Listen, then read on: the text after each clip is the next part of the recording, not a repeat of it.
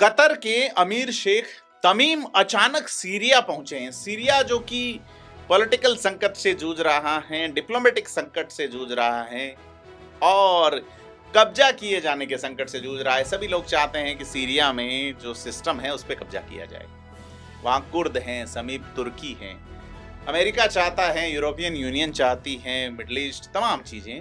लेकिन इस तमाम चीजों के बीच में कतर के अमीर शेख तमीम वहां अचानक क्यों पहुंचे हैं, आज इसी पे बात करेंगे कि क्या अरब जगत के समीकरण बदल रहे हैं।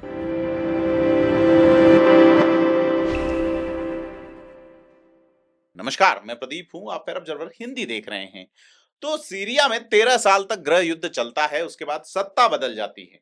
नए राष्ट्रपति अहमद अल शरा के नेतृत्व में सरकार बनने के साथ ही अरब देशों के बीच कूटनीतिक गतिविधियां तेज हो गई। इसी क्रम में कतर के अमीर शेख तमीम बिन हमाद अल धानी का अचानक दमिश्क पहुंचना अ, वैश्विक राजनीति में एक महत्वपूर्ण घटनाक्रम है।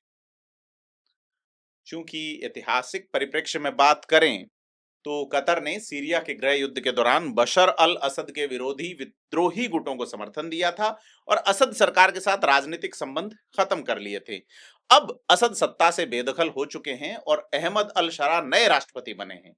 कतर का यह दौरा सीरिया में नए संबंधों की शुरुआत के रूप में देखा जा रहा है। बड़ी चीज है, बात करनी बनती है कि कतर की भूमिका और संभावनाएं क्या हैं। विश्लेषक ये कहते हैं, शेख तमीम का यह दौरा प्रतीकात्मक और ऐतिहासिक दोनों है और ये यात्रा न केवल अल शरा की स्वीकार्यता को बढ़ाएगी बल्कि सीरिया के पुनर्निर्माण में कतर की भूमिका को कैसे रेखांकित करेगी, उस पे भी कई सारे सवाल बनते हैं। क्योंकि क्या यह सीरिया की इकोनॉमिक और जो सामरिक सहयोग की दिशा में एक महत्वपूर्ण कदम होगा, बड़ा सवाल ये भी है। क्योंकि सीरिया में सत्ता परिवर्तन के बाद सऊदी अरब भी सक्रिय हुआ है। सऊदी के किंग सलमान और क्राउन प्रिंस मोहम्मद बिन सलमान ने अहमद शरा को बधाई दी है और सीरिया के पुनर्निर्माण में सहयोग का वादा किया है। हाल ही में सऊदी के विदेश मंत्री प्रिंस फैसल बिन फरहान ने भी दमास्कस यानी कि दमिश्क का दौरा कर के एक मैसेज देने की कोशिश की थी, परंतु सीरिया में समीकरण बदल रहे हैं। क्योंकि बशर अल असद के सत्ता से हटने के बाद सीरिया में जो 2012 का कॉन्स्टिट्यूशन था उसे सस्पेंड कर दिया गया है, निलंबित कर दिया गया है और असद सरकार की संसद भी भंग कर दी गई थी। तो अल शरा का यह कहना है कि उनकी प्राथमिकता देश में स्थिरता और आर्थिक पुनर्निर्माण है और उन्होंने एक नई विधायी परिषद के गठन की घोषणा की है जो नए संविधान तक शासन का संचालन करेगी। अब नया संविधान किस तरह का होगा, उसमें सीरिया में डेमोक्रेसी रहेगी, अधिनायकवाद या कुछ और, यह देखने वाली बात रहेगी। और बड़ी चीज ये है कि रूस और ईरान का समर्थन रहा था असद शासन को और अब चूंकि असद का शासन जा चुका है तो सऊदी अरब और पश्चिमी देशों के जो करीब जाने का इशारा जो नजर आता है कि सीरिया अब जो है सऊदी अरब और पश्चिमी देशों के करीब जाएगा। क्योंकि सऊदी अरब ने रियाद में एक इंटरनेशनल सम्मेलन आयोजित किया था जिसमें अमेरिका, यूरोपीय संघ, ब्रिटेन और अन्य देशों ने भाग लिया था। इस दौरान प्रतिबंधों को हटाने की मांग उठी थी। यूरोपीय संघ ने इस पर एक पॉजिटिव रुख दिखाया था। तो बड़ी चीज ये है कि सुरक्षा से संबंधित चुनौतियां क्या है, भविष्य की राह क्या है।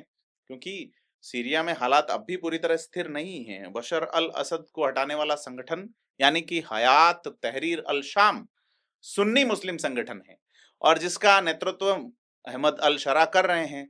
संगठन ने असद समर्थकों को नए प्रशासन में शामिल होने के लिए कहा है, लेकिन देश में अन्य विद्रोही गुट जो हैं जिनमें हम कुर्दों का अक्सर जिक्र करते हैं, उनकी वजह से अस्थिरता बनी हुई है।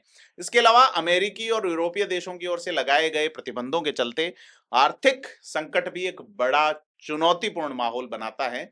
चूंकि अब बड़ी चीज ये है कि कतर के अमीर शेख तमीम यहाँ पहुंचे हैं तो ये दौरा न केवल अरब जगत बल्कि वैश्विक स्तर पे भी एक बड़ा संदेश और महत्वपूर्ण संदेश देता है।